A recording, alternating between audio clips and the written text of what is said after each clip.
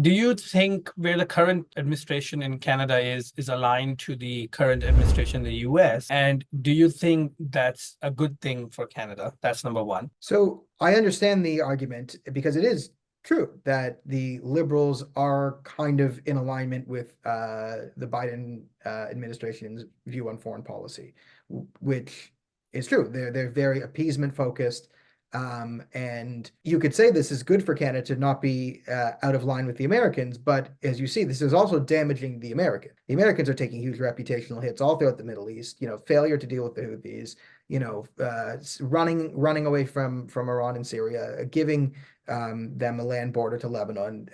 There's a loss of reputation by going along this philosophy. So you can argue that, hey, America is doing it, we're just following suit. I would say, Trudeau was doing this under the Trump administration. So if Trudeau's philosophy was just to go in lockstep with the Americans, whatever they do, and play little brother, I would point you to the years 2016 to 2020, which he did the exact opposite. And we saw that have negative effects.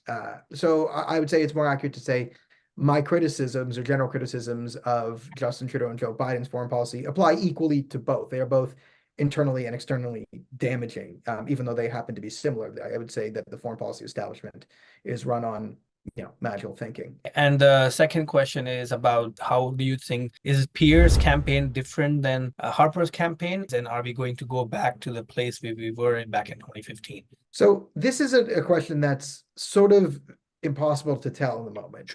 And you can be technically true by saying, hey, they're walking into different geopolitical situations. A lot has changed in the last 10 years. So of course, by nature of there being an update on world situation, the policy will have to match the year 2025 rather than the year 2014. The other thing is, people don't really release their policies until they get to running, and you do not campaign very hard on foreign policy if you want to get election, right? If you're smart, the Conservative Party is focusing on time, economy, healthcare, domestic issues. That's what people really vote on. But having foreign policy is also very important, and it will be outlined more in detail when we get to the official election, which is when you can get a more concrete analytical answer of like where they actually differ from Harper.